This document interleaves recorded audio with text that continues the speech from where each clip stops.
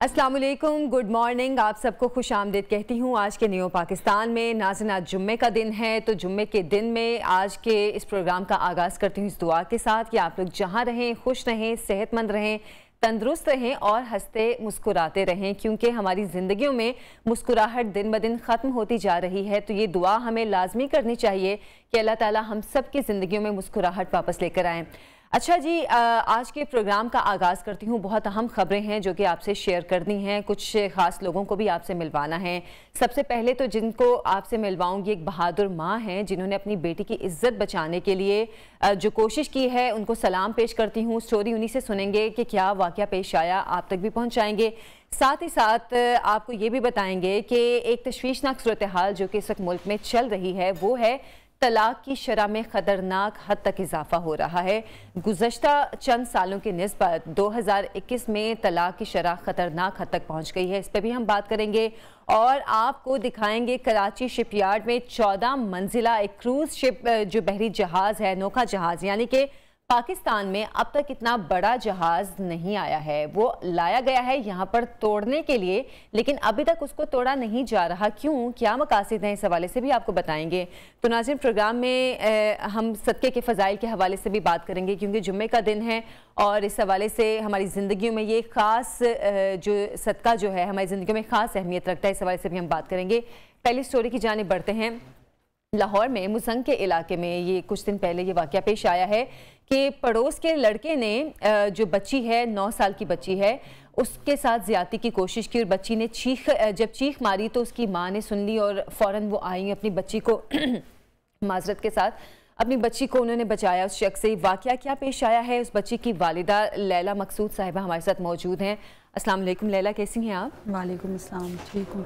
लैला, सबसे पहले तो मैं अपने नाज़रीन तक ये बात भी पहुँचाना चाहूँगी। हमारा मकसद ये नहीं है इस टॉपिक के ज़रिए, इस बात के ज़रिए कि हम इन खातून को दिखाएं या इन बच्ची के वाक़या जो है वो आपसे शेयर करें। मकसद हमारा ये है कि अपने बच्चों की हिफाजत आपको खुद करनी है। अपने बच्चों पे अब कड़ी नज़र रखने का दौर आ गया है, क्योंकि हम अपने बच्चों को गली मोहल्ले में ऐसे नहीं छोड़ सकते खेलना कि बच्चे गए हैं खेलें, हम अपने कामों में लगे रहें। मकसद ये है अपने बच्चों पे कड़ी नज़र रखें। लैला, आपसे मैं जानना चाहूँगी हुआ क्या था, वाक़या क्या पेश आया था?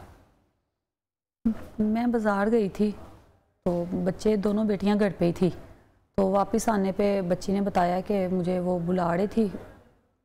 सबा नाम की लड़की है, साथ घर में रहती है। अच्छा।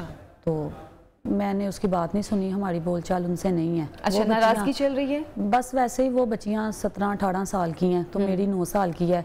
खेलना, इकट्ठे बैठना मैंने मना किया हुआ उनको। अच्छा, वो बड़ी बच्चियां हैं और आपकी छोटी? हाँ जी, उनकी अक्सर वो मेरी बच्ची के साथ खेलती रहती है, मैंने खुद रोका हुआ है, तो इसलिए ज़्यादा नहीं बुलाते। तो मामा वो मुझे बुला रही थी, उनका भाई भी खड़ा था। अच्छा। तो मैंने कहा मेरी मामा ने मना किया हुआ है, तो कह रही आपकी मामा को नहीं बताएंगे, आ जाओ, घर नहीं है, खिड़की तक आए हैं दोनों बहन भाई लेने के लिए, आ जाओ। अच्छा। कह रही मैंने नहीं गई उनके कमरे में, तो मैंने उसकी बात को थोड़ा सा इग्नोर किया। तो मैंने कहा अच्छा चलो बैठो, बैग खोलो अपना, स्टडी करो। तो फिर मैं खाना वगैरह बना रही हूँ। छोटी बेटी 2 साल की है, वो कमरे के बाहर थोड़ा सा जगह बनी हुई है सीढ़ियों वाली, वो अक्सर वहाँ पे खेलती रहती है। बिल्डिंग में बच्चे और फैमिलियों के भी हैं, वो बच्चों के साथ खेलती रहती है। तो बड़ी वाली को मैंने बोला आप बाहर चली जाओ, बहना गिर ना जाए सीढ़ियों से। तो मैं अंदर सब्जी काट रही थी, तो तकरीबन 10 मिनट बाद मुझे अपनी बेटी की चीख की आवाज़ आई है। जैसे ही मैं बाहर गई हूँ, हमारी साइड पे पर्दा लगा हुआ है, तो पर्दा मैंने उठाया तो सबा खड़ी थी पास, तो उसका भाई जो हमजा है उसने हाथ पकड़ा हुआ मेरी बेटी का, मुंह पे यूं रखा हुआ हाथ। अच्छा। तो अपने रूम की तरफ लेके जा रहा है। तो वहीं से मैंने सबा को आवाज़ दी, तो मेरे मुंह से बस गाली आई है, तो मैंने उसे कहा रुको। तो अपने भाई से कह रही है हमजा नस जा, हमजा नस जा। तो उसने पीछे देखा कि मैं धक्का दिया है सबा को, तो उसका भाई स्टेप बाय स्टेप सीढ़ियाँ नहीं उतरा, 4-4 सीढ़ियाँ डर के जिस तरह भाग, हाँ फौरन भाग गया। सबा ने मेरी तरफ बढ़ी है, उसकी वालदा अंदर से निकली है, छोटी सिस्टर उसकी ईशा है। तो तीनों ने मेरे पे इस तरह हमला किया, मुझे मारना शुरू कर दिया। मुझसे भी लगी उनको 2-4, उन्होंने मुझे मारा। तो इतने में उनके कमरे के पास एक शेड बना हुआ है, वहाँ पे खड़े होना तो गली बाहर नजर आती है। सबा भागी गई है, तो इन बाल वगैरह मेरे पकड़े हुए हैं, गिरेबान पकड़ा हुआ उन्होंने, तो भागी गई है बाहर। इसी वापिस आई है मेरे तक, तो नीचे से 5 बंदे ऊपर आ गए हैं। अच्छा। तो बंदों ने میرے پردے کے پاس کھڑے کوئی گالیاں دینی شروع کر دی. وہ بندے کون تھے؟ میں ان کو نہیں جانتی. وہ گلی کے آپ کے محلے کے نہیں تھے؟ نہیں, میں ان کو نہیں جانتی. نام کچھ بیان کر رہی تھی ان بندوں کا کہ اس کو یہ کرو وہ کرو, بہت برے الفاظ بیان کر رہی تھی. صبح نیچے والے پورشن میں ایک خاتون ہے, وہ میری سسٹر بنی ہوئی ہے, نیک بڑی ہے, شمع نام ہے اس کا. اچھا. وہ آئی ہے اوپر, اس نے مجھے ان بندوں سے چھڑوایا ہے. تو کیا میں نے اپنے بچوں کو محفوظ کیا. مجھے بندوں نے بہت مارا, تھپڑ مارے کہ پولیس کو بتاؤ گی تمہارے گھر کو آگ لگا دیں گے, کدھر ہے تمہاری بچی, اس کے کپڑے اتارو, اس کو باہر لے کے جاؤ. میرے یوں مارے تھے, میں لیٹ گئی ہوں, میری ٹانگ کھینچ کے گھسیٹ کے مجھے وہ بندے آگے لے گئے ہیں. یہ تو مطلب ایک بہت ہی جس کو خوفناک قسم کا اگر سچویشن کہا جائے تو ہے, خطرناک قسم کا یہ معاملہ ہے. مطلب وہ لوگ پہلے سے پلان کر کے بیٹھے ہوئے تھے کہ بچی کو یہاں سے غائب کرنا ہے, لیکن بچی نے چیخ ماری, آپ کو پتا چل گیا, آپ باہر آ گئیں, تو یہ ایک دم سے سچویشن بدل گئی, ان کے خلاف چلی گئی. یہ بندے بیچ میں کہاں سے آ گئے؟ مطلب کیا انہوں نے بندے بھی پہلے سے کھڑے کیے ہوئے تھے نیچے؟ اسے شیڈ پہ چڑھتے ہوئے دیکھا میں نے. بال ماں نے پکڑے ہوئے ہیں, جو چھوٹی بہن ہے وہ میری کمر میں مار رہی ہے. اچھا. میں اپنا آپ چھڑا بھی رہی ہوں, مار بھی ان کو رہی ہوں. جب 5 بندے اور آ گئے, 8 لوگ ہو گئے ہیں, 3 عورتیں اور 5 بندے, تو تب میں بے بس ہو گئی تھی. بہت مار کھائی ہے. 3 عورتیں اور 5 بندے مل کر ان کو مار رہے تھے کیونکہ یہ اپنی بچی کو بچا رہی تھی اس شخص سے جو کہ ان کی بچی کو اغوا کرنے والا معاملہ ہی تھا. یہ اس کو لے کے جانے کی کوشش کر رہا تھا.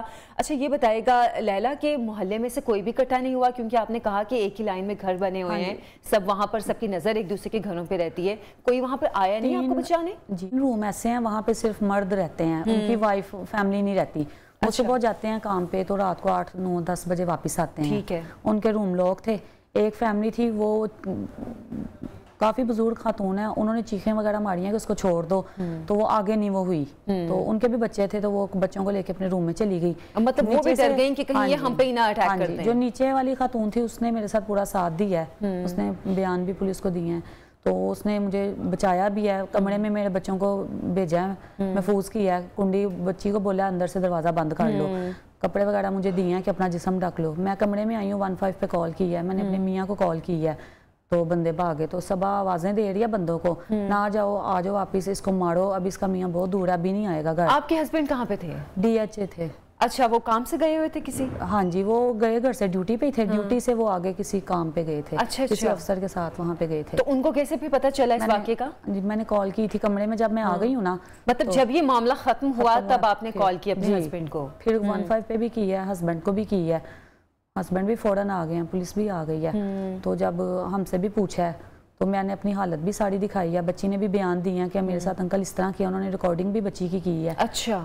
تو بعد میں ابھی وہ لوگ مان نہیں رہے کہ ہم نے یہ حرکت کی ہے. اچھا لیلا, مطلب یہ بڑی بہادری کا کام ہے کہ مطلب ٹھیک ہے ہر ماں اپنی اولاد کی حفاظت کے لیے کچھ بھی کرتی ہے, لیکن ایسی سچویشن میں کہ جب آپ نے دیکھا کہ 5 آدمی ہیں, 3 عورتیں ہیں, وہ ایک طرف آپ کی بچی کو بھی اغوا کرنے والا شخص تھا, وہ تو چلیں بھاگ گیا, لیکن ساتھ ہی ساتھ آپ کو بھی مار رہی تھی. اتنی ہمت کیسے آئی آپ میں؟ مطلب آپ اکیلی تھیں, کس طرح آپ نے ایک دم سے ان سب کا مقابلہ کیا؟ مار میں نے بہت زیادہ ان سے کھائی ہے, تو بس ذہن میں یہ تھا کہ بچی,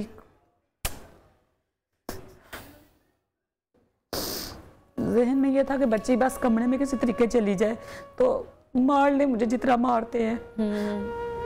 بچی کو اندر بھیجا ہے کمرے میں. تو جب نیچے والی خاتون آئی ہے تو وہ تھوڑی بہادر تھی میرے سے زیادہ, مل کے دونوں نے, ہم نے پھر جب ان کو دی ہیں پولیس کی دھمکیاں, اب ہم کال کرتے ہیں, یہ کرتے ہیں, میں تھانے جاتی ہوں. بندے تو بھاگ گئے تھے, تو ساتھ ہی وہ کہہ رہی ہے صبح کوئی بھی نہیں آیا یہاں پہ, کوئی بھی نہیں, ہمارا بھائی تو 3 دن سے گھر ہی نہیں ہے. میری ماما تو پپھو کے گھر گئی ہیں, میرے میاں آیا, انہوں نے بلڈنگ والوں سے پوچھا ہے کہ ان کی فیملی کدھر ہے. وہ جو مالک مکان کی بہو ہے اس نے بولا ہے کہ ابھی سارے ادھر ہی تھے, جھگڑا ہوا ہے, لیکن ہم کسی بات میں نہیں بولیں گے, آپ خود ہی سب سے پوچھ لیں. پھر میرے میاں نے نیچے والی کو بھی بلایا, اوپر سے بھی پوچھا, تو انہوں نے بولا کہ ہوا ہے, سب کچھ ایسے ہی ہوا ہے.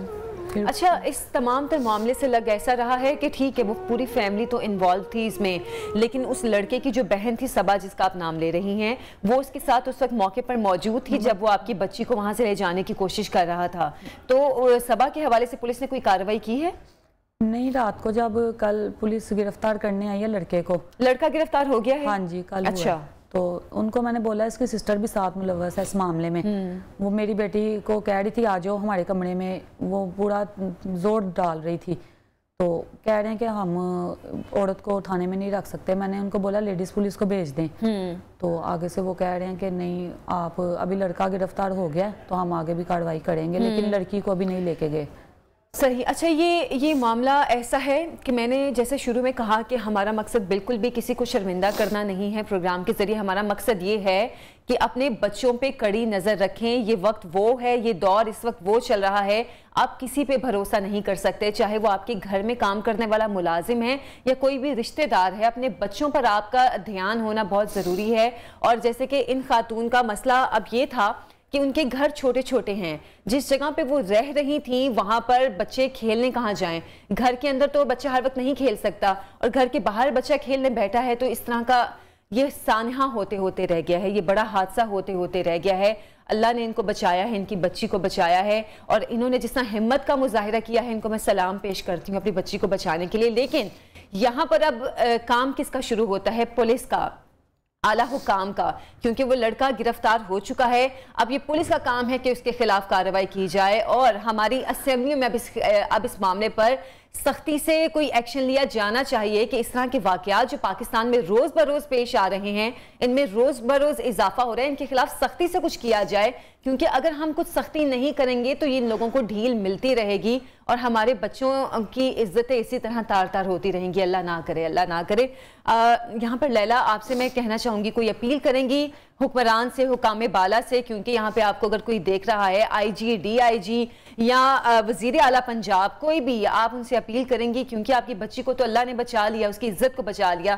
بہرحال آپ تو اس میں زخمی ہوئی ہیں, کوئی اپیل کرنا چاہیں گی ان لوگوں کے خلاف؟ آج میری بچی کے ساتھ انہوں نے یہ کوشش کی ہے, تو میں نے بڑی بہادری سے اپنی بچی کو بچا لیا ہے. ابھی پکڑے یہ لوگ گئے ہیں, ان کو ان کی سزا ملنی چاہیے. اور آج ہم یہاں سے گھر چھوڑ کے جاتے ہیں, کوئی اور فیملی آتی ہے, یہ لوگ یہاں سے چھوڑتے ہیں, کہیں اور شفٹ ہوتے ہیں, اور ماؤں کی بھی بیٹی ہیں, بچے ہیں. بالکل. تو ان کو بتانا چاہیے کہ یہ کام غلط ہے, ان کو سزا دلوانی چاہیے. سزا دلوانی چاہیے. بالکل ٹھیک ہے, ان لوگوں کو سزا لازمی ملنی چاہیے. اور کیونکہ سزا اور جزا کا عمل جب تک نہیں ہوگا, معاشرے میں جرائم اور گناہ اسی طرح بڑھتے رہیں گے. اس حوالے سے جو تھانے کے ایس ایچ او ہیں, مزنگ تھانے کے ایس ایچ او ہیں, ان سے بھی میں ریکویسٹ کروں گی کہ خدارا آپ کے اپنے گھر میں بھی بچے ہوں گے, ہمارے آس پاس ہمارے جو بھی ہمارے رشتہ داروں کے بچے ہیں, ان سب کی عزت ہماری عزت ہے. تو اپنے انہی بچوں کی خاطر آپ اس شخص کے خلاف لازمی کارروائی کریں. ایک بریک لیں گے, بریک سے واپس آئیں گے, آپ ہمارے ساتھ رہیے.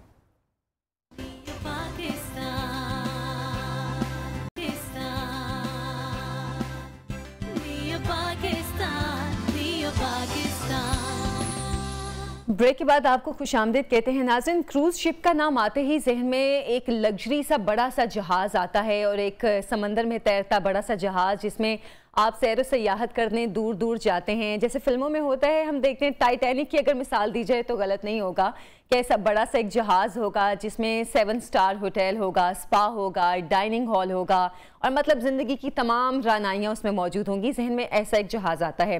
اچھا, پاکستان میں تو ایسا اس سے پہلے کبھی کوئی جہاز ہم نے دیکھا نہیں, سنا نہیں. لیکن ابھی حالیہ دنوں میں کراچی میں گڈانی شپ بریکنگ یارڈ میں ایک جہاز پہنچا ہے, جو کہ کہا جا رہا ہے کہ توڑنے کے لیے لایا گیا ہے. اب اس کو توڑنے کے لیے لایا گیا ہے یا جوڑنے کے لیے لایا گیا ہے یا کسی اور کام کے استعمال کے لیے لایا گیا ہے, اس حوالے سے بھی ہم آپ کو بتائیں گے. ہمارے سینئر رپورٹر خواجہ کامران صاحب ہمارے ساتھ موجود ہیں. السلام علیکم خواجہ کامران صاحب. وعلیکم السلام.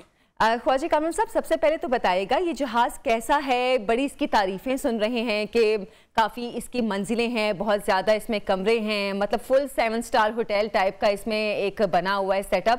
کیسا ہے, ذرا ہمیں بھی اس کے بارے میں بتائیں.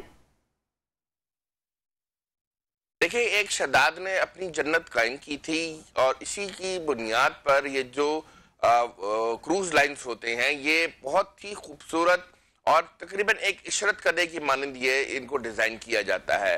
اس میں آپ دنیا کی زندگی کی تمام رعنائیاں یہاں دیکھ سکتے ہیں, یہاں پہ آپ ریلیکس کر سکتے ہیں, یہاں پہ آپ کو جو لگژری دنیا میں کہیں پر بھی ہوتی ہے, یہ ایک فلوٹنگ جو شپ ہے اس کے اوپر تمام وہ سہولتیں فراہم کی جاتی ہیں. تو اس میں ہوٹلز ہوتے ہیں, اس میں جو یہ شپ ہے اس میں تقریباً 400 کمرے ہیں, جس میں اگر آپ اکوموڈیشن لگائیں تو تقریباً 1000 افراد جو ہیں ادھر اسٹے کر سکتے ہیں. बच्चे और बड़े मिला के। अच्छा। इसके अलावा जो है इस शिप में होटल, शॉपिंग मॉल्स हैं, इसमें लॉबीज हैं, इसमें बार रूम्स हैं, इसमें डाइनिंग हॉल्स हैं, जी शॉपिंग मॉल भी है। देखिए ये जो है ना बहुत अमीर लोगों के लिए बनाया जाता है, और यहाँ पे जब लोग आते हैं, रिलैक्स होते हैं, अपनी छुट्टियां गुजार रहे होते हैं, तो वो शॉपिंग करते हैं। अब समंदर के बीचों बीच आपके पास करने को कुछ नहीं होता, आप कहीं ट्रैकिंग पर नहीं जा सकते, आप पानी को कितना देखेंगे। तो फिर इन क्रूज लाइनर्स में बहुत ज्यादा है एक्सपेंसिव किस्म के जो है शॉपिंग मॉल्स होते हैं, यानी जो जमीन पर जिसकी कीमत अगर $1 है तो यहाँ पे $50 एक जिसकी कीमत होती है। अच्छा। जैसे आपने कहा कि पाकिस्तान में इससे पहले 2007-8 में ये तजर्बा किया गया था, एक क्रूज लाइन लाया गया था जिसको कराची से दुबई चलाना था। उसने अपना एक सिंगल क्रूज किया भी था, मगर उसके एक तो ये है कि यहाँ पे लोगों का जो समंदर के ऊपर तफरी है वो इतना ज्यादा नहीं है, इंटरेस्ट नहीं है लोगों को। कि वो इतना एक्सपेंसिव था। जी बिल्कुल, जो इसको हम कहते हैं सी ब्लाइंडनेस है कि लोग समंदर की तरफ नहीं देखते तफरी के लिए। इसके अलावा उसका जो किराया था वो बहुत ज्यादा था, और तीसरी बात ये कि मैंने खुद वो जब कराची हार्बर पर लगा हुआ था तो उस क्रूज लाइन को देखा था, वो बहुत ही ज्यादा जो है वो पुराना था। अच्छा, ये जो शिप है ये 2012 में कहा जा रहा है रिफैब्रिश हुआ, 2012 के बाद मजीद ये 10 साल चल चुका है। तो अगर हम देखें तो ये तकरीबन 2000 के शुरू में ये बना था, उसके बाद ये 12 साल चला, उसको 2012 में रिफैब्रिश किया, फिर मजीद उसको 12 साल चलाने के लिए काबिल किया।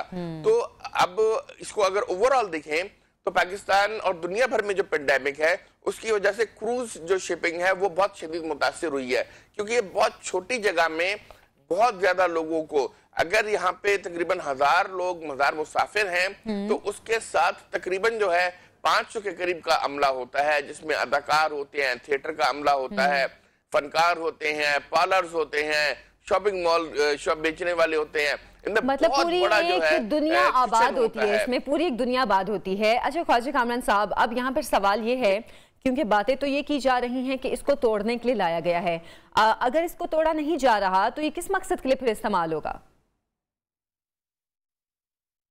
देखें मसला ये है कि ये तो शिप ब्रेकिंग के लिए लाया गया है। अगर शिप ब्रेकिंग इंडस्ट्री देखें तो पाकिस्तान, बांग्लादेश और इंडिया तकरीबन 70% जितने भी शिप रिटायर होते हैं ये इन 3 मुल्कों में लाए जाते हैं। मगर जो क्रूज लाइन रिटायर होते हैं वो टर्की के शिपयार्ड पर जाते हैं, और वहां पर जो है इनको ब्रेक किया जाता है। ब्रेक करने से पहले हाथों से इसका फर्नीचर, इसमें लगी हुई पेंटिंग, इसमें लगे हुए शेंगलियर, इसमें और जो लग्जरी चीजें होती हैं उनको निकाला जाता है और उनको बेचा जाता है। उसके बाद जो है इस शिप को स्टेप बाय स्टेप तोड़ा जाता है, ऊपर से लेकर नीचे तक उसको डिसमेंटल किया जाता है।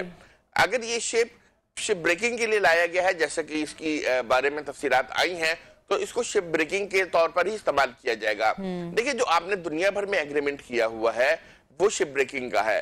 इसके अलावा पाकिस्तान में जो इस वक्त लोगों की माली सूरत हाल है वो इतनी लग्जरी जो वाली जो तफरी है वो अफोर्ड नहीं कर सकते। यानी 1000 लोग अगर आप एक वक्त में लेके जाए, 3 दिन का क्रूज करके आए, तो आपके पास अगले जो है 1000 लोग तैयार नहीं होंगे। 1 या 2 तो सॉर्टीज कर लेगा, उसके बाद आपके पास लोग नहीं होंगे। फिर इसके अलावा ये जो क्रूज लाया गया है इसके अंदर इस वक्त कोई अमला मौजूद नहीं है मां सिवाय इसके डेक के अमले के। अच्छा। यानी जो 500 का दीगर अमला होता है जिसमें कुक होते हैं, शेफ होते हैं, अदाकार होते हैं, पार्लर वाले होते हैं, मॉल वाले होते हैं, कोई मौजूद नहीं है। तो ये सिर्फ और सिर्फ इसमें ऑपरेटिंग जो कैप्टन है वो मौजूद है। तो इस हवाले से ख्वाजा कामरान साहब ये भी एक सवाल है, ये भी एक सवाल है कि क्या पाकिस्तान में इससे पहले कभी इस तरह का कोई जहाज तोड़ने के लिए लाया गया है? क्या पाकिस्तान में ये काम इससे पहले हुआ है कभी? देखिए पाकिस्तान की, जैसे मैंने बताया कि पाकिस्तान, इंडिया और बांग्लादेश में एक बड़ी हिस्ट्री मौजूद है शिप ब्रेकिंग की, और गडानी शिप ब्रेकिंग पाकिस्तान में जो स्क्रैप फौलाद है फराहम करने वाला एक बड़ा जरिया है, और पाकिस्तान की जो मईशत है उसकी बोन भी है, एक बहुत अहम चीज है। इससे पहले कोई क्रूज लाइनर नहीं लाया गया, ऑयल टैंकर लाए गए हैं। इसके अलावा जो दीगर बल्क कैरियर होते हैं वो लाए गए हैं, कंटेनर शिप्स लाए गए हैं, मगर इस तरह का जो ये शिप है जैसे क्रूज लाइनर है, जो तफरीही शिप है, वो कभी पाकिस्तान नहीं लाया गया है। तो अगर इसको डिसमेंटल किया जाता है तो ये बड़ी तफरी होगी कि पाकिस्तानी इसका जो लग्जरी सामान है, इसमें जो बेड्स है, इसमें जो दीगर इसकी चीजें हैं, जो सजावट की चीजें हैं, इसमें बड़ी खूबसूरत पेंटिंग्स लगी होंगी, लाइट्स लगी होंगी, वो तमाम चीजें जो है पाकिस्तान की मार्केट में बिकने के लिए जरूर आएंगी। अच्छा, जैसे कि आपने बताया ख्वाजा कामरान साहब के इसका अगर एग्रीमेंट हुआ है तोड़ने का तो इसको तोड़ा जाएगा, लेकिन हमारे मुल्क में चीजें कुछ की कुछ हो जाती हैं, ये हम सबको पता है। तो अगर इसको तोड़ा नहीं जाएगा तो क्या इस जहाज की बोली लगेगी या पहले से किसी ने खरीदा हुआ है? देखिए, एक कंपनी है जिसने इसको खरीदा हुआ है और वो कंपनी जो है इसको शिप ब्रेकिंग के लिए लेकर आई है। मैं अगर आपको बताऊं कि अगर इसको कराची पोर्ट की किसी बर्थ पर लगाया जाएगा तो उस बर्थ का किराया इतना ज्यादा होगा कि ये शिप अफोर्ड नहीं कर सकेगा। शिप बर्थ का बहुत ज्यादा किराया होता है और कराची की आपको पता है कि इस वक्त पूरी दुनिया में जो है शिपिंग इंडस्ट्री और बर्थिंग इंडस्ट्री जो है वो बहुत क्राइसिस का शिकार है। शिप्स को कई दिन जो है कराची में बर्थ पे आने के लिए कई हफ्ते जो है आउटर एंकरेज में इंतजार करना पड़ता है शिप्स को। उसके बाद पाकिस्तान में उनको अपने वाटर्स में एंट्री मिलती है। तो अगर आप इसको किसी पाकिस्तान यानी केपीटी की बर्थ पे लगाएं या पोर्ट कासिम की बर्थ पर लगाएं और वहां पर आप चाहेंगे इसको एज अ होटल, इसको एक एज अ तफरीही मकाम इस्तेमाल कर लें तो ये उसका किराया नहीं अफोर्ड कर सकेंगे। दूसरी बात यह है कि अगर इसको ये गवादर ले जाएं, क्योंकि गवादर पे इस वक्त बर्थ खाली है और वहां पे कोई तफरी होटल में तब्दील करना चाहे तो वो शायद वो पॉसिबल हो सकता है। मगर इसकी कानूनी पहलू जो है वो भी देख रहे होंगे, क्योंकि एक जब शिप आप लाए हैं उसके लिए आपका कॉन्ट्रैक्ट उसके स्क्रैप करने का है। तो अगर उसको आप लग्जरी यूज में लाते हैं तो उस पर पाकिस्तान के जो टैक्स लॉ हैं और कस्टम्स लॉ हैं, इसके अलावा जो दीगर मैरीटाइम्स लॉ हैं उनका जायजा लेना होगा कि क्या वो इसकी इजाजत देते हैं। मतलब अभी हम ये कह सकते हैं कि ये बहुत महंगी तफरी है, अगर तो इसको तोड़ा नहीं जाता, किसी ने खरीदा है और किसी पर्सनल यूज के लिए इस जहाज को इस्तेमाल किया जाएगा तो ये बहुत ही महंगी तफरी है जो कि पाकिस्तान में शायद पहली बार आई है। बहुत शुक्रिया ख्वाजा कामरान साहब, आपने इस जहाज के बारे में इतनी डिटेल से हमें बातें बताई हैं। एक छोटी सी ब्रेक लेंगे, ब्रेक से वापस आएंगे, आप कहीं मत जाइएगा।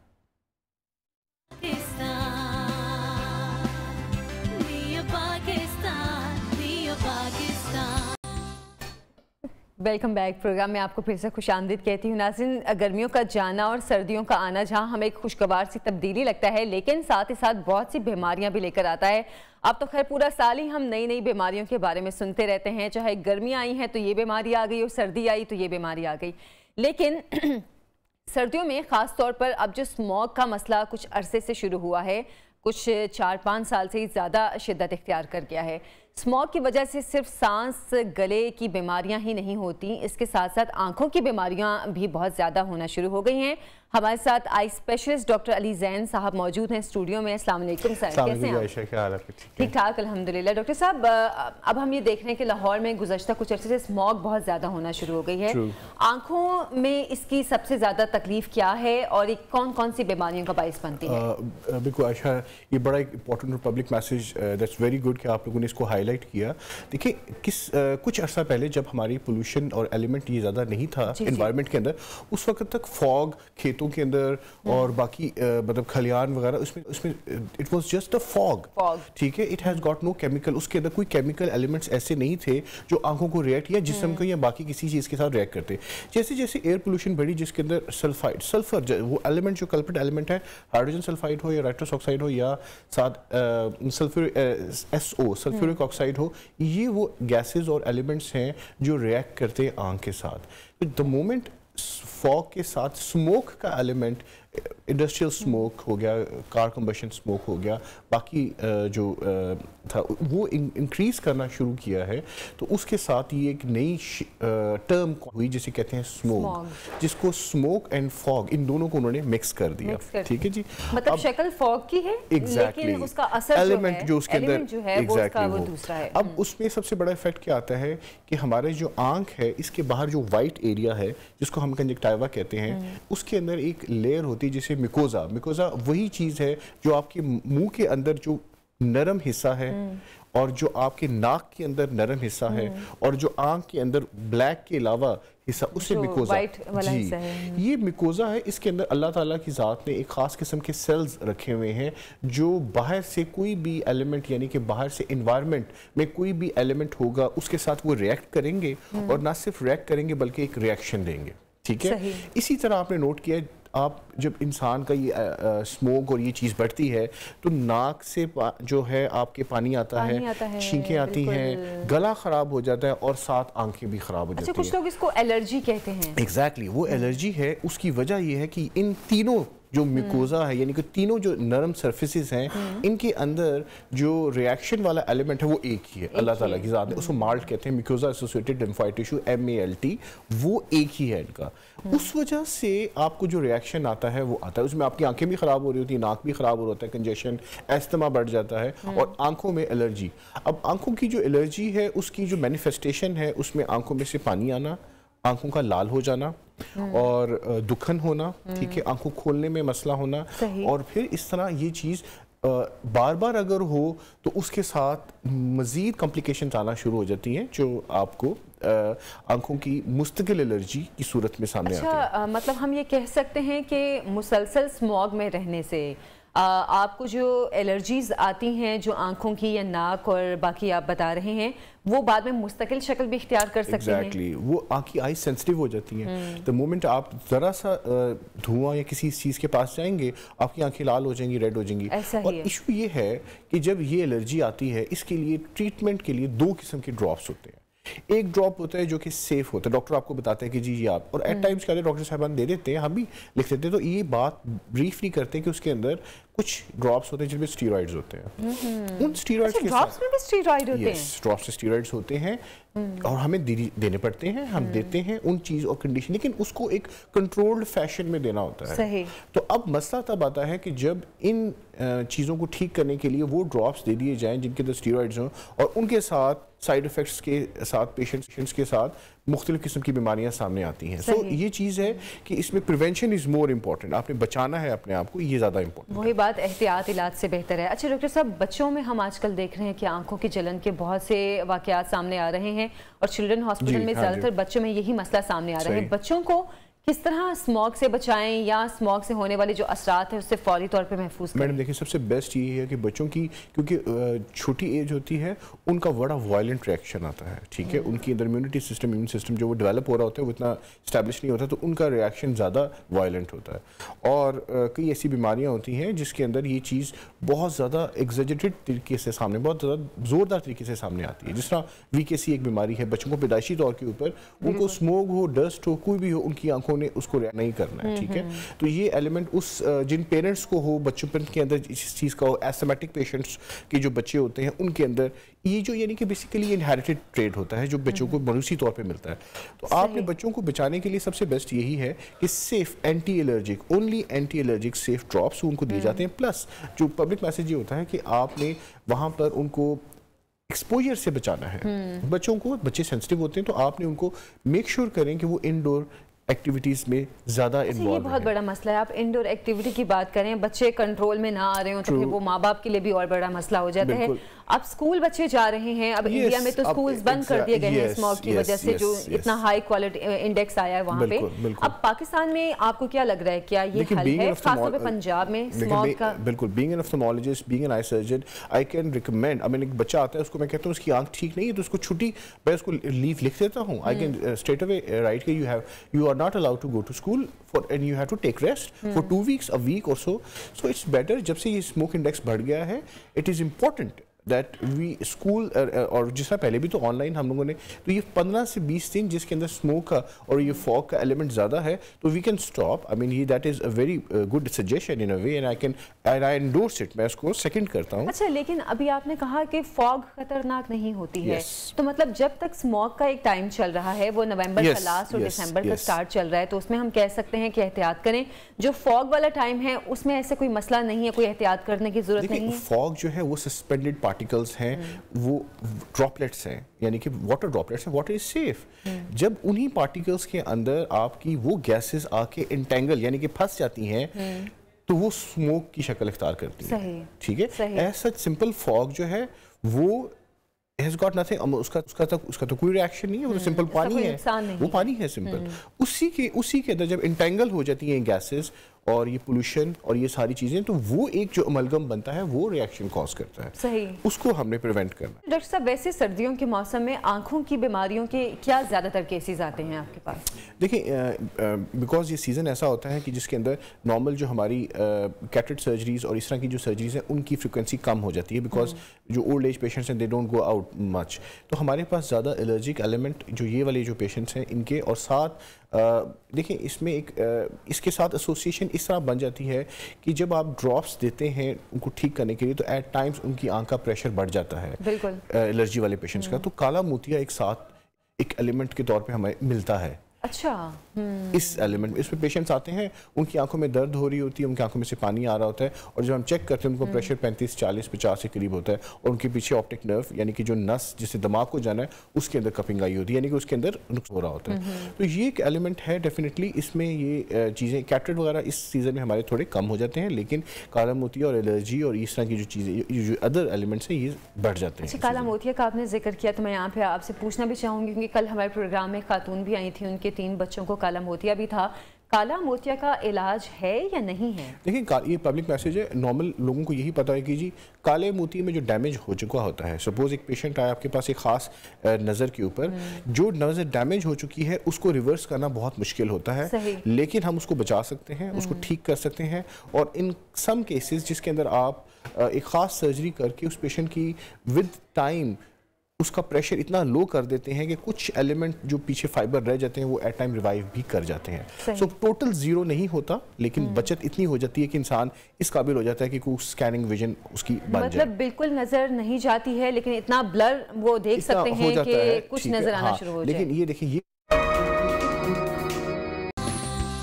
بریک کے بعد آپ کو خوش آمدید کہتی ہوں. ناظرین، ہم اپنی زندگی کی پریشانیوں کو دور کرنے کے لیے، یا یہ کہنا چاہے تو غلط نہیں ہوگا کہ اللہ تعالیٰ کی رضا سب سے پہلی چیز ہے، اور اس کے بعد ہماری جو روزمرہ کی پریشانیاں ہیں ان کو دور کرنے کے لیے ہم صدقہ اور خیرات کرتے ہیں، کیونکہ یہ اللہ تعالیٰ کی طرف سے بارہا قرآن پاک میں بھی ارشاد کیا گیا ہے کہ صدقہ دو، صدقے سے اپنی پریشانیوں کو دور کرو. اور ہم لوگ کا اصل میں مسئلہ پتہ کیا ہے؟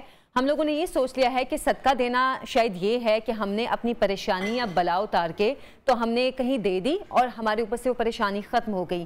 لیکن صدقہ یہ نہیں ہے. صدقے کا بہت وسیع مفہوم ہے. صدقہ اصل میں عربی کا جو لفظ ہے وہ صدق ہے، اس سے نکلا ہے، جو کہ دل کی گہرائیوں سے اس کا مطلب ہے، دل کی گہرائی سے، سچی نیت سے، سچے دل سے کوئی کام کرنا. اور صدقہ یہ ہے کہ ہم اللہ کی راہ میں کوئی چیز دیں جس سے اللہ تعالیٰ خوش ہوتے ہیں. جیسے کہا جاتا ہے کہ صدقہ دے کر اللہ تعالیٰ سے تجارت بھی کرو. خیر، اس پہ زیادہ ڈیٹیل سے ہم بات کریں گے. ہمارے ساتھ موجود ہیں اسلامی اسکالر ہیں سید ضیاء اللہ شاہ بخاری صاحب. ان کو پروگرام میں خوش آمدید کہوں گی. السلام علیکم. وعلیکم السلام ورحمۃ اللہ وبرکاتہ. شاہمان خیریت سے ہیں؟ میں الحمدللہ خیریت سے ہوں. آپ خیریت سے ہیں؟ جی اللہ کا احسان ہے، شکر ہے، بالکل ٹھیک ہوں. اچھا ضیاء اللہ بخاری صاحب، اب میں بات کر رہی ہوں صدقے کے حوالے سے. سب سے پہلے آپ ہمارے ناظرین کو بتائیں صدقہ اصل میں کیا ہے، کیونکہ ہم صدقے کو بہت کم مختصراً سے اس میں لیتے ہیں پیرائے میں کہ شاید ہم نے اپنی پریشانیاں اتار کے کہیں کسی کو دے دی تو وہ ہماری پریشانیاں اتر گئیں تو یہ صدقہ ہے. آپ تھوڑی سی ڈیٹیل میں بتائیے گا. بسم اللہ الرحمن الرحیم. بلا شبہ آپ نے عائشہ بیان انٹرو میں بہت اچھی باتیں کہہ دیں. صدقہ انفاق فی سبیل اللہ، جس کو ہماری زبان میں، ہماری اردو میں، ہماری روزمرہ جو ہم باتیں کرتے ہیں اس میں خیرات کا لفظ ہم استعمال کرتے ہیں، سخاوت کا لفظ استعمال کرتے ہیں، اللہ کی راہ میں خرچ کرنے کا لفظ استعمال کرتے ہیں. قرآن مجید فرقان حمید میں اللہ رب العزت نے ان تمام مفاہیم کو مختلف الفاظ کے ساتھ تعبیر فرمایا اور بیان کیا، جن میں انفاق فی سبیل اللہ والذین ینفقون، اور اس طرح مما رزقناہم ینفقون. اسی طرح اللہ تعالیٰ نے سخاوت کا لفظ جو ہے اس کو صدقے کے ساتھ بھی تعبیر فرمایا، زکوٰۃ کے ساتھ بھی تعبیر فرمایا. لیکن ہمارے اسلام کے اندر بھی صدقہ عمومی طور پر نفلی جو ہم اللہ کی راہ میں سخاوت کرتے ہیں اسے صدقے کے طور پہ، لیکن قرآن مجید فرقان حمید میں اللہ تعالیٰ نے زکوٰۃ کو بھی خذ من اموالہم صدقۃ تطہرہم وتزکیہم بہا وصلی علیہم ان صلاتک سکن لہم. اس آیہ مبارکہ میں اللہ تعالیٰ نے زکوٰۃ جو فرضی صدقہ ہے اس کو بھی لفظ صدقہ کے ساتھ تعبیر فرمایا. تو آپ نے بڑی خوبصورت بات کی ہے کہ ہمارے ہاں تو صرف مفہوم یہ بن گیا ہے کہ بلاؤں کو ٹالنے کے لیے جو صدقہ ہم دیتے ہیں صرف یہ صدقے کا یہ معنی نہیں ہے. صدقے کا معنی یہ ہے یقیناً کہ جو اللہ کی راہ میں ہم خرچ کرتے ہیں نفلی طور پر، اور جو ہمارے اوپر فرض چیزیں ہیں، اللہ نے کسی کو استطاعت دی ہے، مال دی ہے، تو اس میں جب خرچ کرتا ہے اس کو زکوٰۃ کہتے ہیں، اور جو نفلی کرتے ہیں اس کو ہم صدقہ کہتے ہیں. جیسے میں نے ابھی عرض کیا ہے کہ قرآن مجید میں اگرچہ اللہ تعالیٰ نے صدقے کو زکوٰۃ کے معنی بھی استعمال کیا، لیکن عمومی طور پر صدقہ ایک نفلی جو ہم سخاوت کرتے ہیں اسے کہتے ہیں. لیکن اس کے فوائد اور ثمرات میں یقیناً وہ بات موجود ہے جو ابھی آپ نے بیان کی ہے. حدیث پاک میں آتا ہے کہ ان صدقہ لتطفئ غضب الرب. جب اللہ ناراض ہوتے ہیں اپنے بندوں سے، ان کی خطاؤں سے، ان کے گناہوں کی وجہ سے اور ان کے برے اعمال کی وجہ سے، تو صدقے کے اندر اللہ نے نفلی عبادت، نفلی سخاوت کے اندر اتنی تاثیر رکھی ہے، اتنی طاقت اور قوت رکھی ہے کہ یہ اللہ کے غضب کو بھی دور کر دیتا ہے. تو یقیناً نفلی صدقات جو ہیں، نبی کریم صلی اللہ علیہ وسلم نے فرمایا کہ ما من یوم یصبح فیہ العباد الا نزل فیہ ملکان یقول احدہما اللہم آت منفقا خلفا ویقول الاخر اللہم آت ممسکا تلفا. ہر روز 2 فرشتے زمین پر نازل ہوتے ہیں. ایک سارا دن بیٹھ کر دعا کرتا اور یہ کہتا ہے یا اللہ تیری راہ میں جو خرچ کرنے والے، صدقہ و خیرات کرنے والے، ان کو نعم البدل عطا فرما. جو تیری راہ میں خرچ کر رہے ہیں اللہ اس کا اچھا بدلہ عطا فرما، ان کے مال میں، ان کے رزق میں اور برکتیں نازل فرما. اور دوسرا یہ کہتا ہے کہ یا اللہ جو تیری راہ میں خرچ نہیں کرتے، بخیل ہیں اور بخل کا ارتکاب کرتے ہیں، یا اللہ ان کے مال و دولت کو ضائع کر دے. تو یقیناً یہ جو ثمرات ہیں صدقہ دینے کے، انفاق فی سبیل اللہ کے، یہ بہت زیادہ ہیں. قرآن مجید فرقان حمید میں اللہ تعالیٰ فرماتے ہیں کہ مثل الذین ينفقون اموالهم فی سبیل اللہ کمثل حبۃ انبتت 7 سنابل فی کل سنبلۃ 100 حبۃ. فرمایا جو اللہ کی راہ میں صدقہ و خیرات کرتے ہیں، فرمایا ان کی مثال گندم کے ایک دانے کی آپ لے لیں. ایک دانہ جب کسان اللہ پر اعتماد کرتے ہوئے زمین میں بو دیتا ہے، اللہ اس کو 700 دانوں میں تبدیل کر کے واپس کرتا ہے. تو اسی طرح اللہ کی راہ میں 1 روپیہ خرچ کرنے والے کو اللہ 700 گنا بنا کر لٹاتا ہے. نبی کریم علیہ الصلوۃ والسلام نے اور خود قرآن مجید فرقان حمید میں اللہ تعالیٰ نے ہمیں یہ ساری باتیں سمجھائی ہیں. فرمایا اللہ تعالیٰ نے یمحق اللہ الربا ویربی الصدقات، اللہ سود کے معاملات کو مٹا دیتا ہے، لیکن جو صدقات ہیں جو اللہ کی راہ میں ہم نفلی طور پر خرچ کر دیں، یوربی صدقات، یوربی کا مطلب ہوتا ہے نشو و نما دینا. اللہ تعالیٰ ان کو بڑھاتا ہے. اچھا شاہ صاحب، اب اس سلسلے میں ایک آپ سے تصحیح کیوں میں کہ لوگ صدقہ اور خیرات کو اکثر ساتھ لکھتے ہیں. صدقہ اور خیرات ایک ہی چیز ہے یا 2 مختلف چیزیں ہیں؟ بڑی خوبصورت آپ نے بات کی ہے. لفظ خیرات جو ہم کہتے ہیں نا، یہ خیر کی جمع ہے. اور فاستبقوا الخیرات، اللہ تعالیٰ خود فرماتے ہیں کہ خیرات کے لیے سبقت لے جایا کرو. ہماری زبان میں جیسے میں نے پہلے عرض کیا کہ بعض الفاظ ایسے ہوتے ہیں اپنے مفاہیم کے اعتبار سے اور اپنے مضامین کے اعتبار سے بڑے وسیع ہوتے ہیں. خیرات، خیر کی جمع، خیر کہتے ہیں بلائی کے کام کو. بلائی کا کوئی بھی کام ہوتا ہے، وہ انفاق فی سبیل اللہ بھی ہو سکتا ہے، وہ کوئی اور عمل بھی ہو سکتا ہے، اچھی بات کہنا وہ بھی ہو سکتی ہے، کسی کے ساتھ تعاون کرنا، صلہ، تو یہ ساری بے شمار اس کے اندر چیزیں موجود ہیں. یعنی لفظ الخیر کے اندر تو خیر، چونکہ صدقہ بھی خیر ہے، اللہ کی راہ میں خرچ کرنا بھی خیر ہے، ایک بلائی کا کام ہے. تو اس لیے ہمارے عموماً ہم دونوں کو جمع کر کے استعمال کرتے ہیں. خیرات بھی صدقے کے ہم معنی ہے، اور صدقہ یہاں پر خیرات کے ہم معنی ہے. جب ہم یہ کہتے ہیں صدقہ و خیرات، یعنی اللہ کی راہ میں بلائی کے کام، بلائیوں کے کاموں میں تعاون کرنا، ان میں خرچ کرنا، انفاق فی سبیل اللہ کرنا. تو اس لیے ہم لفظ خیرات کو نفلی صدقات کے طور پر استعمال کرتے ہیں. اچھا علامہ صاحب، اب ایک سوال آپ سے میرا یہاں پہ بہت یہ اہم سوال ہے کہ لوگ جو ہیں وہ کچھ چیزوں کو مخصوص کر لیتے ہیں یا کچھ دنوں کو مخصوص کر لیتے ہیں کہ ہم نے منگل کے دن صدقہ نکالنا ہے، جمعرات کے دن نکالنا ہے یا بدھ کے دن نکالنا ہے. ایک تو یہ دنوں کو مخصوص کرنا کیا یہ جائز ہے، اور دوسرا کن کن چیزوں سے صدقہ کر سکتے ہیں؟ مطلب کیونکہ اگر کسی کے پاس پیسے نہیں ہیں تو کیا وہ کسی اور چیز سے بھی صدقہ کر سکتا ہے؟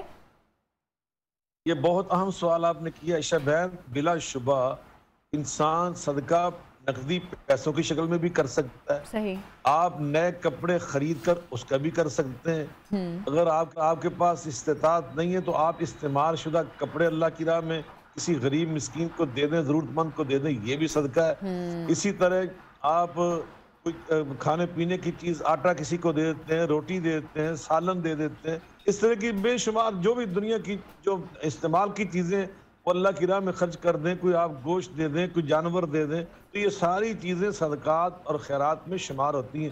تو صدقے کے لیے کوئی خاص چیز کا تعین کرنا یہ ضروری نہیں ہوتا. کوئی بھی چیز آپ اللہ کی راہ میں دیں تو وہ صدقہ ہے. اور جہاں تک تعلق ہے دن کا وہ بھی آپ دیکھیں کہ اگر ہمارے سامنے ایک ضرورت مند ہے اور دن ہے پیر کا یا اتوار کا یا ہفتے کا یا جمعے کا، اور ہم دن مخصوص جو ہیں ہم نے کیے ہوئے فلاں دن، ہم انتظار کریں اس وقت بیٹھ کر نہیں. جو کسی کی ضرورت ہے، جس وقت ضرورت ہے ہمیں اس کو کرنے کی اپنی وسعت کے مطابق، اپنی طاقت کے مطابق فوراً کوشش کرنی چاہیے. فاستبقوا الخیرات، اللہ پاک فرماتے ہیں کہ خیرات کے کام میں سبقت لے جا، جلدی کیا کرو. سارعوا الی مغفرۃ من ربکم، اللہ کے کاموں میں تیزی اور جلدی یہ اللہ کو پسند ہے. یہ نہیں کہ آپ انتظار میں بیٹھ جائیں کہ فلاں دن، نہیں، سارے دن میرے اللہ کے ہیں. اچھا علامہ صاحب، پھر ایک اور بہت اہم سوال آپ سے میں پوچھنا چاہ رہی ہوں یہاں پہ کہ ایک تو کن لوگوں کو صدقہ دینا جائز ہے؟ کیونکہ ہم اب دیکھتے ہیں کہ اکثر چوراہوں پہ بھکاری کھڑے ہوتے ہیں اور ہم کہتے ہیں اچھا چلو نکال دو، پیسے نکالنے ہیں، صدقہ ہم نے نکالنے ہیں، کسی کو بھی دے دو. ایک چیز یہ، اور کیا صدقہ بتا کر دینا چاہیے؟ کیونکہ یہ میں بھی سنتی آ رہی ہوں کچھ لوگوں سے کہ صدقہ بتا کر دیں تاکہ جو لینے والا اگر اس نے لینا ہے تو لے، نہیں لینا تو وہ منع کر دے گا، انکار کر دے گا. تو کیا صدقہ بتا کر دینا چاہیے اور کن لوگوں کو دیں؟ نہیں دیکھیں، یہ آپ نے بڑا اچھا سوال ویسے کیا ہے عائشہ بہن. ایسا نہیں ہے آپ کسی کو بتائیں کہ یہ صدقہ میں دے رہا ہوں.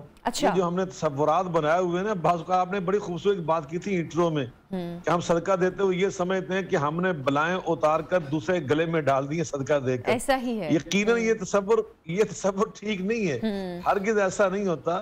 ہم صدقہ دیتے ہیں کسی یعنی ایک مستحق آدمی، ایک ضرورت مند انسان جو اپنے اخراجات کے مطابق آمدنی نہیں رکھتا. اسلام اس کو مسکین کہتا ہے اور وہ کسی سے مانگتا بھی نہیں. اور اگر وہ مانگ لیتا کسی سے تو اس کو فقیر، سائل اور محتاج کہا جاتا ہے. تو وہ سارے ضرورت مند ہوتے ہیں. تو کسی ضرورت مند کی ضرورت کو پورا کرنا اور وہاں یہ لفظ کہنا کہ میں صدقہ ہی دے رہا ہوں، کیونکہ لوگوں کے دلوں میں ایک تصور آ گیا کہ اب یہ ساری بلائیں اتار کر میرے گلے میں ڈال رہا ہے، تو یہ نہیں ہے. پہلی تو بات یہ تصور ہی غلط ہے. ہم تو اللہ کی راہ میں اس کا تعاون کرتے ہیں کہ اس کا دل راضی ہو جائے، اس کی ضرورت پوری ہو جائے. جب اس کا دل راضی ہوگا تو میرا اللہ راضی ہو جائے گا. بالکل. اس پاک میں آتا ہے کہ من لا یرحم لا یرحم. جو اللہ کی مخلوق پہ رحم نہیں کھاتا اللہ اس پہ نہیں کھاتا. یعنی جو مخلوق پہ رحم کھاتا ہے اللہ اس پہ رحم کرتا ہے. حدیث پاک میں آتا ہے ارحموا من فی الارض یرحمکم من فی السماء. تم اللہ کی مخلوق کے ساتھ رحم کرو گے، آسمان والا تمہارے ساتھ رحم کرے گا. کرو مہربانی تم اہل زمین پر، خدا مہربان ہوگا عرش بری پر. تو یقینا ہم تو اس کا دل راضی کرتے ہیں اس لیے کہ اللہ راضی ہو جائے. اور جب اللہ راضی ہو جاتا ہے تو بلائیں، آزمائشیں، مصیبتیں، پریشانیاں، بیماریاں اللہ اپنی رحمت کے ساتھ دور کر دیتا ہے. تو یقیناً یہ اس کا معنی ہے.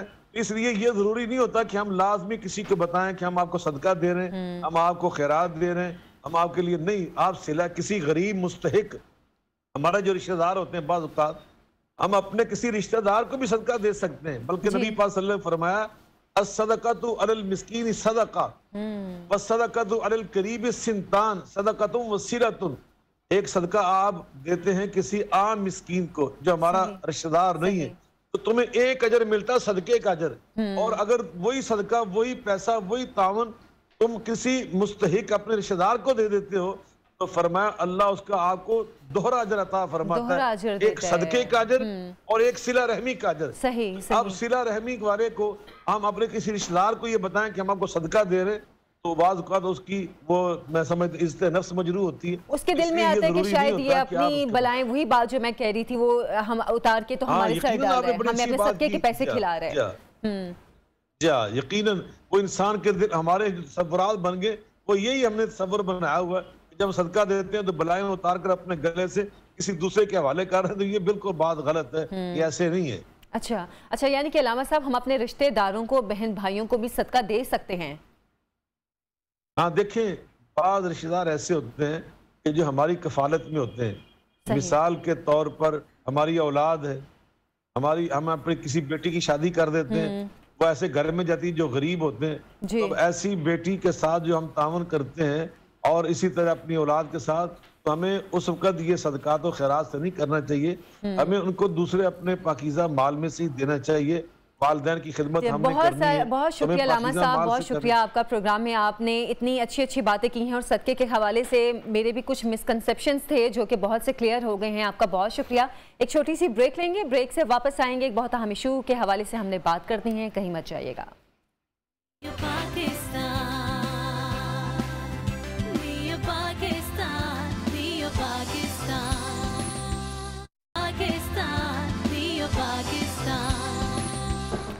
Welcome back. پروگرام میں پھر سے آپ کو خوش آمدید کہتی ہوں. ناظرین, ہمارا وجود انسانیت کی بنیاد ایک میاں بیوی کے رشتے کی وجہ سے ہے. مطلب یہ رشتہ اتنا مقدس اور پاک اللہ تعالیٰ نے رکھا ہے کہ حضرت آدم علیہ السلام اور حضرت حوا علیہ السلام کو انہوں نے سب سے پہلے ایک رشتے میں باندھا, جس کے بعد یہ دنیا ان کی نسل سے آگے بڑھی ہے. لیکن ہم موجودہ دور میں اگر دیکھیں تو یہ رشتہ کہیں نہ کہیں زبوں حالی کا شکار ہو رہا ہے, زوال کا شکار ہو رہا ہے. اس کی کئی معاشرتی وجوہات ہیں, کئی ایسے ایشوز ہیں جو کہ شاید ہمیں بھی نہیں پتہ ہوں گے کہ گھروں میں کیا کیا کچھ ہوتا ہے, کیا کیا مسائل ہوتے ہیں, یا لڑکا لڑکی کے درمیان ایسے کون سے مسئلے ہوتے ہیں جس کی وجہ سے طلاق کی شرح میں اس حد تک اضافہ ہو رہا ہے.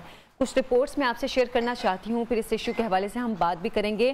کراچی میں صرف سٹی کورٹ میں پچھلے سال تقریباً 15,000 طلاق کے کیسز دائر کیے گئے اور ماضی کے مقابلے میں بڑھتی ہوئی طلاق کی شرح خطرناک حد تک پہنچ چکی ہے. یہ کراچی کے میں بتا رہی ہوں آپ کو. لیکن اس کے ساتھ ساتھ اگر ہم لاہور کی بات کریں تو لاہور میں بھی مجموعی طور پر یہ کہا جا رہا ہے کہ 11,503 خواتین کی جانب سے خلا کی ڈگریاں جو ہیں وہ دائر کی گئی تھی, جو ان کو جاری کی گئی. اور خلا کی ڈگریاں لینے والی خواتین میں اعلیٰ تعلیم یافتہ خواتین بھی ہیں, دوسرے شعبوں سے تعلق رکھنے والی خواتین بھی ہیں اور گھریلو خواتین بھی ہیں. یعنی کہ اس کو ہم کہہ سکتے ہیں کہ برابری کی سطح پر چاہے وہ تعلیم یافتہ ہیں, چاہے وہ گھروں میں رہنے والی خواتین ہیں, خلا کی جانب رجحان بہت خطرناک حد تک تیزی سے بڑھ رہا ہے. ہمارے ساتھ موجود ہیں advocate high court Fahad Ahmed Siddiqui صاحب. السلام علیکم فہد صاحب. سر, بہت خطرناک ریشو ہے جو کہ دن بدن بڑھتا جا رہا ہے. گزشتہ سال کے مقابلے میں بھی کہہ رہے ہیں تقریباً ڈبل ریشو ہے جو کہ اس سال طلاق اور خلا کا بڑھا ہے. وجوہات کیا ہیں اور کس حد تک یہ اضافہ ہوا ہے, یہ آپ سے جاننا چاہوں. دیکھیے, اس میں بہت ساری معاشرتی وجوہات, آپ کا بیڈ ٹیمپرامنٹ ہے, لیک آف انڈرسٹینڈنگ ہے, جوائنٹ فیملی سسٹم ہے. ان کو نکال کے اگر آپ لیگل وجوہات پہ دیکھیں تو میری انڈرسٹینڈنگ کے مطابق آپ کے قانون میں جو پریویل کر ہے اس میں کچھ بنیادی سکم پائے جاتے ہیں. پہلے آج سے 10 سال پیچھے چلے جائیں یا 15 سال پیچھے چلے جائیں تو ہمارے ہاں ایک ادارہ ہوا کرتا تھا مصالحتی کونسل کے نام سے, بالکل, جس کے ذریعے دونوں متحارب گروہ جو تھے ان کو بلا کے بٹھا کے سمجھایا جاتا تھا. بہت ساری کوشش ہوتی تھی, بہت سارے کیسز میں صلح ہو جاتی تھی. لیکن پچھلے 10-15 سال میں آپ اگر دیکھیں تو ہمارے جو ایک فیملی جسٹس سسٹم ہے اس میں کچھ امینڈمنٹس کی گئیں اسٹیٹ کی طرف سے, جس کے بعد آپ کا جو ریشیو آف ڈیورس ہے ایک دم انکریز ہوا, شوٹ اپ ہوا جسے کہہ لیں ہم. اب اس کا جو سٹیج ہے, حالانکہ اسلامک لاء میں بھی اور ہمارے فیملی کورٹس ایکٹ جو ہے 1964 اس میں بیسک ریکوائرمنٹ یہ ہے کہ پری ٹرائل ریکنسلیشن ہونی چاہیے. لیکن with the passage of time کچھ ہم نے اپنے لیے ایز اس میں سے ایک نیا راستہ نکال لیا, جس میں آپ کہہ سکتے ہیں کہ وہ پری ٹرائل ریکنسلیشن کے چکر میں ہم پڑھتے ہی نہیں ہیں. ہم صرف بی پیش ہوتی ہیں کورٹ میں پیش ہو کے وہ فرماتی ہیں کہ جی میں نہیں رہنا چاہتی. ٹھیک ہے, وہ نہیں رہنا چاہتی, ان کا حق ہے نہ رہیں, لیکن court should be cognizant of the fact کہ یہ صرف جو سٹیٹمنٹ ہے اس کی قانون میں کوئی گنجائش نہیں ہے. اچھا, وہ صرف سٹیٹمنٹ دیتی ہیں, 15 دن کے اندر کورٹ خلا کی ڈگری ایشو کر دیتی ہے. میری انڈرسٹینڈنگ کے مطابق خلا کا اگر آپ کانسیپٹ اٹھا کے دیکھیں اسلامک لاء کے تحت, تو حضور پاک صلی اللہ علیہ وسلم کے پاس جتنی خواتین آئیں خلا لینے, ان کے ساتھ ڈیل ہوئی تھی, انہوں نے اپنا زر خلا واپس کیا تھا اور اس کے اگینسٹ حضور پاک صلی اللہ علیہ وسلم نے خلا کی ڈگری کہہ لیں یا انہیں علیحدگی کا سرٹیفکیٹ دیا تھا, وہ بھی شوہر کی طلاق مشروط تھی. ابھی ہمارے ہاں ایسا نہیں ہے, ہمارے ہاں سمپل بی کورٹ میں پیش ہوتی ہیں, فرماتی ہیں, اور جعلی اور بالکل فیک الزامات لگائے جاتے ہیں ملٹیپل کیسز میں, یعنی آپ کہہ لیں میجورٹی آف کیسز میں. اور بدقسمتی یہ ہے کہ شوہر کو موقع ہی نہیں دیا جاتا کہ ان الزامات کو وہ کنٹیسٹ کر سکے, کنٹروورٹ کر سکے. یا بہت سارے کیسز میں ہوتا ہے کہ وہ یک طرفہ ڈگری پاس ہو جاتی ہے اور اس میں کورٹ 15 دن کے بعد ایک اخبار میں, اور اخبار بھی جس کی سرکولیشن ہارڈلی 250 یا 300 ہوتی ہے, with in the court premises وہ اخبار چلتا ہے, باہر کسی کو نہیں پتا کہ وہ اخبار میں ایک نوٹس ایشو ہے, وہ ریکوائرمنٹ پوری کی جاتی ہے اور اس کے بعد وہ 15 دن کے بعد کورٹ ایک یک طرفہ سٹیٹمنٹ کے اوپر ڈگری ایشو کر دیتی ہے. اس کے بعد جو بدقسمتی ہے کہ وہ ڈگری جو ہے جو فالٹی ایڈریسز پہ جو فالٹی کنٹینٹس کے اوپر حاصل کی جاتی ہے, وہ چیلنج نہیں کی جا سکتی. اچھا, لا میں اس کی کوئی پروویژن نہیں ہے. اور ون فائن مہر کے ساتھ شوہر کو پتا چلتا ہے جی میری تو بیوی علیحدہ ہو گئی. آپ نے 11,000 ان کیسز کا ذکر کیا جو خلا کے لیے فائل ہوئے ہیں. آپ ان کے ساتھ کم از کم 11,000 اور کیسز فائل ہو رہے ہیں جو آپ کے ڈاوری آرٹیکلز کے ریٹرن کے لیے سائملٹینیسلی جو بچوں کی گارڈین شپ سے ریلیٹڈ ہیں. اچھا, دیکھیے آپ کی سوسائٹی جی کس طرف جا رہی ہے. آپ نے صرف ایک سیگمنٹ کو تو دیکھ لیا جی خلا کے کیسز میں رجحان بڑھوتری ہے. اس کے ساتھ جو سائملٹینیسلی آپ کا ریجڈ جوڈیشل سسٹم ہے اس میں ایک بہت بڑا تباہ کن فیکٹر ان بچوں کا ہے جو انوالو ہیں اس لیٹیگیشن میں. بالکل, یہ میں آپ سے یہی سوال پوچھنے جا رہی تھی کہ ہم تو خلا کی چلیں بات کر رہے ہیں, لیکن ایک طلاق جو کہ اب شوہر کی طرف سے بیوی کو دی جا رہی ہے اس کا ریشیو کس حد تک بڑا ہے اور یہ فیملی سسٹم پر اس کا کس حد تک خطرناک اثر ہو رہا ہے؟ دیکھیے طلاق شوہر کی طرف سے جو دی جا رہی ہے یا بیوی کی طرف سے جو خلا دی جا رہی ہے دونوں کی علیحدگی کو میں سمجھتا ہوں میری ذاتی رائے جی کہ اللہ پاک نے طلاق کو ناپسندیدہ ضرور ڈکلیئر کیا ہے بالکل, لیکن اسے حرام نہیں قرار دیا. یہ صرف میری انڈرسٹینڈنگ مطابق انڈو پاک میں تو یہ بہت زیادہ کانسیپٹ پائے جاتے ہیں جی دوسری شادی نہیں کر سکتے آپ, طلاق نہیں دے سکتے. ادروائز پوری مسلم ورلڈ میں شادیاں بھی ہوتی ہیں, نہیں ساتھ چل سکتے, علیحدگی ہو جاتی ہے, کوئی اتنا ایشو نہیں ہوتا. اور یہاں پہ ہم نے حرز جان بنایا ہوئے, ہم دوسری شادی نہیں کر سکتے پہلی بیوی کی کنسینٹ کے بغیر. اٹس ناٹ پاسبل کہ وہ کنسینٹ دیں گی. بہت ساری ایسی خواتین ہیں جن کی دوسری شادی ہو سکتی ہے لیکن وہ نہیں ہو سکتی کیونکہ وہ کنسینٹ کا ایک ایشو بیچ میں ہم نے ایک وہ لیگل لکونہ رکھا ہوا ہے. اسی طرح آپ دیکھیں کہ جب آپ کی علیحدگی ہوگی ویل اینڈ گڈ, آپ نہیں ساتھ رہنا چاہتے کوئی بات نہیں, آپ علیحدہ ہو سکتے ہیں, it's legitimate, it's legal, it's Islamic. لیکن آپ کے ملن سے جو بچے پیدا ہوئے ہیں ان بچوں کو ہمارے ہاں جو جوڈیشل سسٹم پریویلنگ ہے جی اس میں وہ بچہ ڈیمیج ہو جاتا ہے. ایسا ہی ہے, وہ سنگل پیرنٹ کے پاس ہمارا جو جوڈیشل سسٹم ہے اس میں ایک پیرنٹ کے پاس بچہ رہے گا کسٹوڈیل پیرنٹ پر, دوسرے پیرنٹ کو ایلیمینیٹ کر دیا جاتا ہے انڈر جوڈیشل پروسیڈنگز کہ وہ اس بچے سے مل نہیں سکتا, وہ بچے سے مل نہیں سکتا. اور ایک اپلیکیشن دے گا اور وہ اپلیکیشن 7-8 مہینے پینڈنگ رہے گی اور اس کے بعد میکسیمم ایکسیس جو کورٹ الاؤ کرے گی وہ 2 گھنٹے کی once or twice in a month within the court premises meeting ہے. آپ دیکھیے کہ وہ جو باپ اپنے بچے کے ساتھ بہت ایک اسٹرانگ بانڈنگ تھی اور ون ریزن اور دی ادر اس کی بیوی سے علیحدگی ہو گئی ہے اور وہ بچے سے بالکل اس کے ایکسیس بریک ہو گئی ہے, کانٹیکٹ ڈینائل ہو گیا. 2 گھنٹے کی وہ ملاقات میں کیا اس کے ساتھ ریجوینیٹ کرے گا, کیا ملاقات کرے گا. اور یہ ایک طرف آپ نے یہ کر دیا, دوسری طرف آپ نے جب خاتون کی طرف سے خرچے کا کیس فائل ہوتا ہے تو میکسیمم انکریز کر کے بتایا جاتا ہے جو بندہ 15,000 روپے کما رہا ہے اس کی 1.5 لاکھ روپے سیلری شو کر دی جاتی ہے اور پھر اس کی ٹینٹیٹیو اسیسمنٹ کے اوپر آپ کو ایک اچھی خاصی ہیوی اماؤنٹ کا خرچہ لگا دیا جاتا ہے. تو پریکٹیکلی جو میں نے دیکھا نا جی اس میں یہ ہو رہا ہے کہ آپ کی سوسائٹی میں آپ نے ایک جینڈر کو تو آسمان پہ بٹھا دیا ہے, دوسرے جینڈر کو آپ نے بالکل زمین پہ بٹھا دیے اور اس کی وجہ سے جو یہ ڈسپیرٹی ہے وہ اس کی رزلٹ ہو رہا ہے اس میں آپ کے خلا اور طلاق کی ریشیو میں اضافے کا. اچھا فہد صاحب, یہاں پر ایک سوال یہ ہے کہ گزشتہ کچھ سالوں میں ہم یہ دیکھ رہے ہیں, اگر ہم کہا جائے کہ 4-5 سال میں زیادہ یا 10 سال کا جو ایک عرصہ ہے اس میں طلاق کی شرح پہلے کی نسبت زیادہ ہوئی ہے.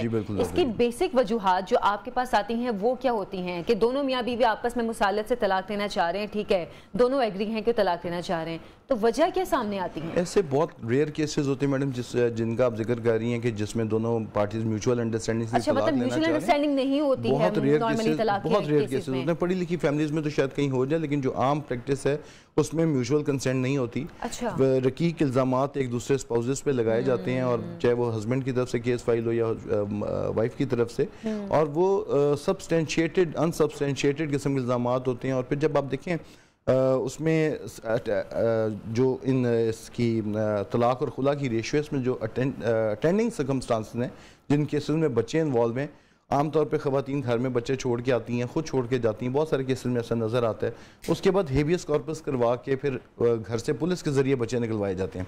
اب آپ دیکھیے جس کیس میں گھر میں جس میں پچھلے 2 پیڑھیوں میں کوئی بندہ تھانے کے چہری نہیں گیا اور اس کے گھر میں رات کے ایس ایچ او صاحب آ جائیں کہ جب آپ نے صبح بچے لے کے پیش ہونے تو آپ کو لگتا ہے وہ گھر صلح کی طرف جا سکتا ہے؟ مجھے تو نہیں لگتا.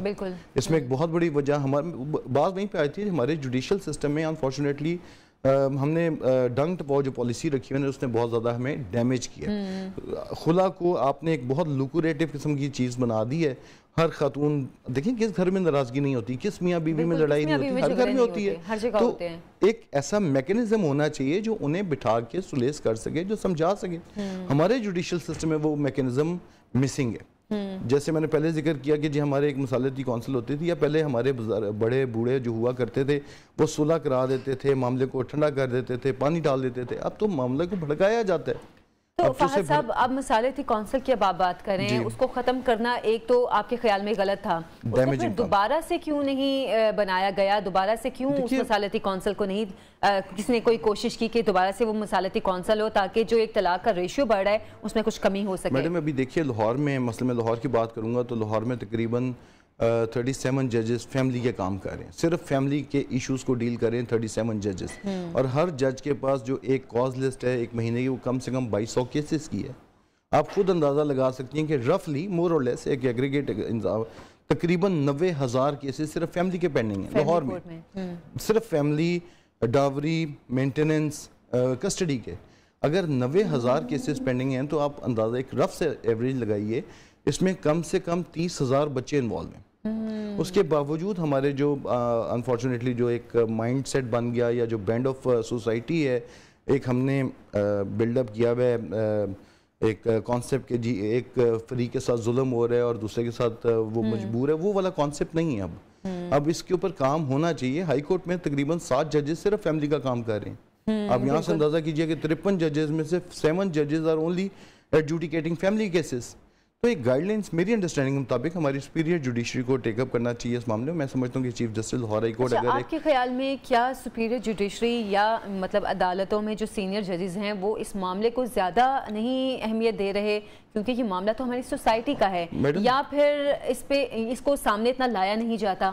اس پہ اٹینشن نہیں ہے, اٹینشن نہیں ہے. اس معاملے کو کیسز کنسیڈر ہی نہیں کیا جاتا انفارچونیٹلی, جبکہ میں سمجھتا ہوں کہ یہ بیسک اساس ہے. اور اس میں ایک دوسری جو وجہ میں سمجھتا ہوں کہ آپ کی جو جوڈیشل اکیڈمیز ہیں پاکستان میں, وہ ایجوکیٹ نہیں کرتی فیملی کورٹ کے ججز کے اپوائنٹمنٹ سے پہلے انہیں وہ ڈائنامکس, انہیں وہ therapeutic nature of family jurisdiction بتائی ہی نہیں جاتی. ایک جج صاحب 6 مہینے پہلے میجسٹریٹ تھے, 1 فائن مارننگ وہ ٹرانسفر ہوتے ہیں, وہ ٹرانسفر ہو کے آپ کے فیملی جج کے طور پہ کام کرنا شروع ہوتے ہیں. ہی ڈز ناٹ نو, انہیں پتہ ہی نہیں ہے کہ اس لیٹیگیشن کی ڈائنامکس کیا ہیں. اگر میں سمجھتا ہوں کہ اگر ایک guide line honourable Lahore high court issue کرے یا honourable chief justice Pakistan issue کریں کہ جی آپ نے ایک دونوں فریقین کو پہلے بٹھا کے سمجھانا ہے, تو بہت سارے معاملات میرا خیال ہے ریزالو ہو سکتے ہیں. صحیح. اور یعنی کہ مطلب ہم اس کو یہ کہہ سکتے ہیں کہ صرف گھریلو سطح پہ نہیں, عدالتی سطح پہ بھی چیزوں کو دیکھنا بہت ضروری ہے اور بڑا کانشیسلی اس سے لے کے چلنا چاہیے.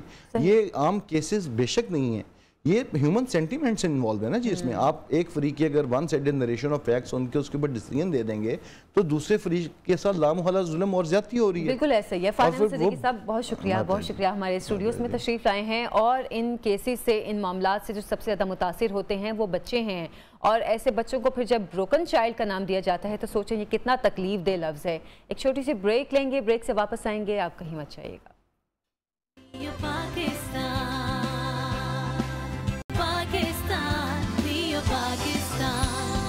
Welcome back. پروگرام میں پھر سے آپ کو خوش آمدید کہتے ہیں, اور ابھی ہم کچن میں موجود ہیں, روح افزا کے کچن میں, اور آج ہم بنائیں گے چائنیز. اتنی خوشبو آ رہی تھی پروگرام کے بیچ میں انم, اتنی خوشبو آ رہی تھی کہ میں دل چاہ رہا تھا میں اڑ کے آ جاؤں یہاں تک.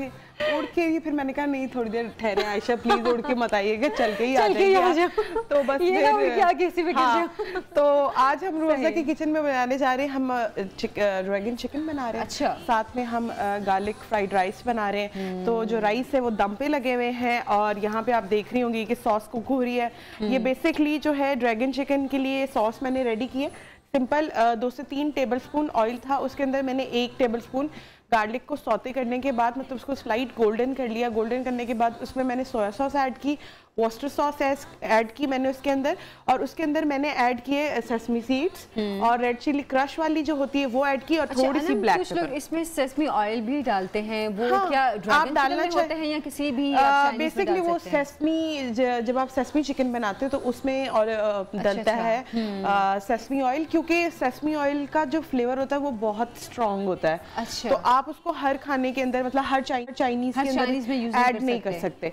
तो इसके बाद ये थोड़ा सा ड्रैगन चिकन है, स्लाइट सा स्पाइसी, आप सेचुआन जो हमारा जो कुजीन है चाइनीज के अंदर, ये वो कुजीन है, तो स्लाइट थोड़ा स्वीट एंड स्पाइसी इसका फ्लेवर होता है। अच्छा, जो चाइनीज में सिचुआन कुजीन है वो स्वीट एंड स्पाइसी होते हैं? जी, स्वीट। मैंने कभी इन चीजों पे ध्यान नहीं दिया। बेसिकली सिचुआन कुजीन जो होती है वो थोड़ी स्पाइसी होती है, वरना जो हमारा ओरिजिनल चाइनीज है वो थोड़ा माइल्ड की तरफ होता है, लेकिन जो सिचुआन है वो स्पाइसी साइड पर होता है ज़्यादा, तो इसलिए ड्रैगन चिकन जो है वो सेचुआन की साइड पर आता है।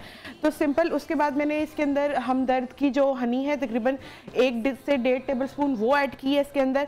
अच्छा, अब ये चिकन है, इसको सिंपल मैंने सॉल्ट, कॉर्नफ्लावर और 1 अंडा लगा के मैरिनेट कर दिया था। मैरिनेट करने के बाद इसको मैंने शैलो फ्राई कर लिया, और अब मैं इसको सॉस में डालकर, तो ज़रा थोड़ी फ्लेम तेज़ करेंगे और इसको थोड़ा देर सॉस में सिर्फ ड्रिजल करेंगे 1 से 2 मिनट, और उसके बाद जो है हम इसको डिश आउट करेंगे।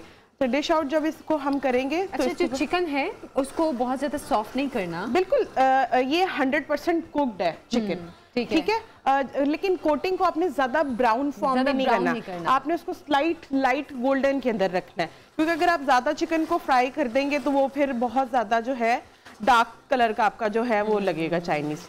ठीक है, साथ ही राइस ये खोल ले, बिल्कुल खोल ले, हाँ खोल ले, जबरदस्त। लाई मुझे, इसकी लुक ही इतनी मजे की है। ये गार्लिक राइस है? जी, ये गार्लिक राइस है। इसके ऊपर जो है थोड़े से हम पहले ग्रीन अनियन स्प्रिंकल करेंगे और बाकी जो है हम ऊपर से इसकी गार्निश करेंगे। अच्छा, जो ग्रीन अनियन है वो एंड में डालते हैं? हाँ, और ग्रीन अनियन का सिर्फ ग्रीन पार्ट हमने डालना है, दैट्स इट।